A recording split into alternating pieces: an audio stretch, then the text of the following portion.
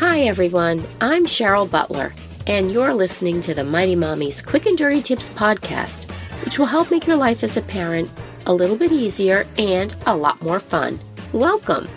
Today's episode is number 399, 6 ways to create unstructured playtime for your kids, because playtime is oh so important for all of us. I grew up as the oldest of 5 siblings, and I can still remember how much fun we had hanging out in our neighborhood or at the nearby playground for hours upon hours.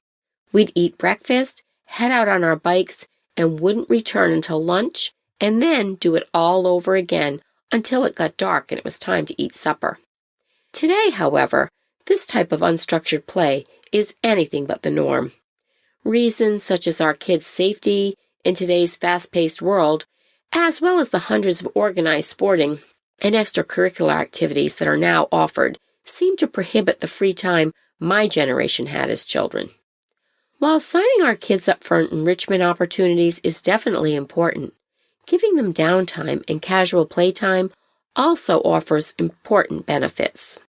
The American Academy of Pediatrics recommends that children get enough exercise and also have an hour per day to unwind, relax, and have some simple creative playtime.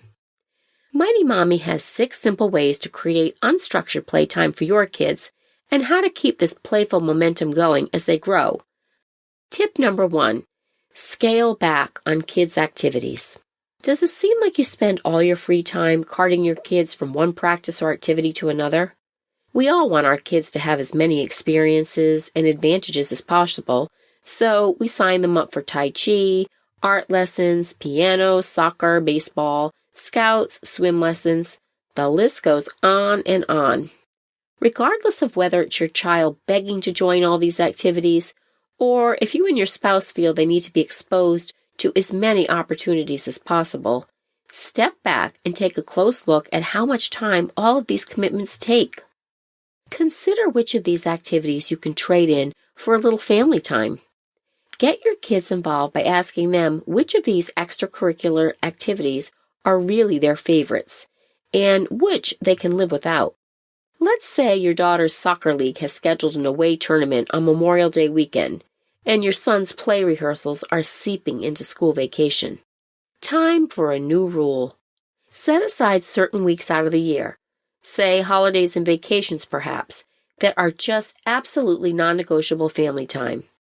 Assess situation by situation, realizing that even if your kids become famous athletes or actors, one holiday weekend won't make or break them.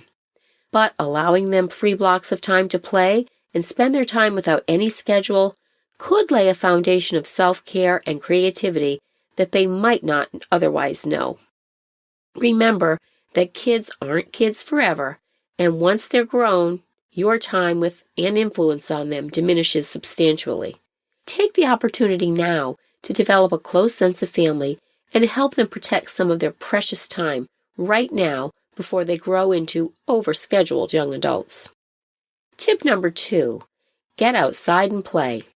Let your child explore new places like a nearby wooded trail, a pond, sand dunes, an open field, or even a friend's backyard that they might not normally visit. The key here is to let them explore and just spend time investigating and making new discoveries all on their own without any guided direction. Mother Nature offers up free playgrounds all over the community, so get your child outside to these different places and encourage this type of fun exploration. Tip number 3, let them create. This may sound like a simple concept, but it's often overlooked in our busy, chaotic days of parenting. Though we all get tired, overwhelmed, and distracted after a long day at work or being at home and just trying to manage details like dinner, laundry, and homework, we can't forget that our kids still need stimulation and creative outlets to help them thrive. An easy way to do this is to look around the house and see if you have, say, any empty boxes, paper towel tubes, even a stack of old magazines. Let them have at it, with no instruction other than, show me what you can make out of this neat stuff. A few summers ago, my then 9-year-old son came to me enthusiastically, asking if he could use some of the cardboard building blocks we had laying around to make a project. When he was done, he excitedly revealed his robot friend, complete with 2 working flashlights for the eyes. You can check that picture of him out on my Mighty Mommy page with this episode number 399. Years later, as a teenager, he never lets a scrap of material go to the trash if he thinks he can construct something cool.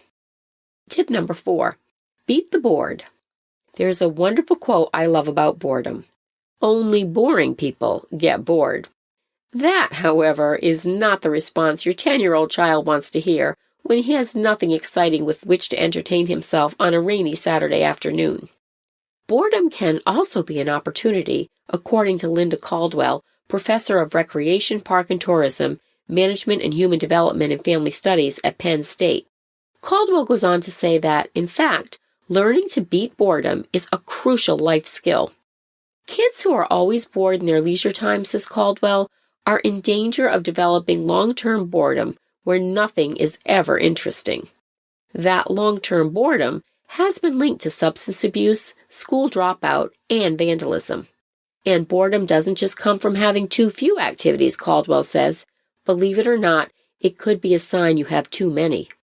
So if you run into some opposition from your kids when you give them the opportunity to have free playtime, and they immediately announce how boring this is for them, don't fold. Instead, use this as a stepping stone to help them find ways to play and entertain themselves. If they aren't ready to come up with ideas on their own, visit sites like educationworld.com, where they offer lots of fun, inexpensive, and creative ideas for kids of all ages. Tip number 5, get messy. For those who can't function unless their environment is well organized and pristine, allowing your kids to make messes can be truly daunting. However, by letting your kids have a little breathing room when they're in the mood to create, you'd be surprised at the outcome. This doesn't mean you have to let them finger paint while sitting on your cream-colored sofa, but find a spot in your home where you can allow them to just get messy. A corner of the dining room might be the perfect spot to set up an affordable easel, poster paints, chalks and crayons, glue, pieces of scrap fabric, and more. We use plastic shower curtains from the dollar store to lay down when the kids want to be artistic. It's cheap, and boy does it make for easy cleanup. A couple of years ago, my then 6-year-old and her friends held a holiday art sale in the neighborhood. It was completely their own idea. With the money that they made, they bought new materials at the craft store and worked on creating more projects. And finally, tip number 6, create adult playtime. Remember what it was like to have fun? For many parents, life is about crossing things off a never-ending to-do list. Without time built into each day for nourishing our spirit, we become more vulnerable to frustration and stress. Well, not only is it important to foster non-structured playtime for your children, it's equally important to do so for yourself. When you set the example of being carefree and being spontaneous with your time, you'll become a great role model to your kids to follow suit. So break up your to-do list by having some adult playtime. Grab some crayons and make a card for your partner or a coworker. Have a dance contest with your children. Find reasons to have a good old-fashioned belly laugh. These small acts can make a big difference in lightening your stress level by helping you reconnect with the playful and happy parts of yourself that can get buried under the list of things to do. How do you encourage free playtime in your family? Share your thoughts in the comments section at quickanddirtytips.com/mighty-mommy and post your ideas on the Mighty Mommy Facebook page. You can also email me at mommy@quickanddirtytips.com and visit my family-friendly boards at pinterest.com/mightymommyqdt. And be sure to sign up for the upcoming Mighty Mommy newsletter, chock full of practical advice to make your parenting life easier and much more enjoyable. Wishing you lots of fun, unscheduled playtime this week. Thanks for listening, and until next time, happy parenting.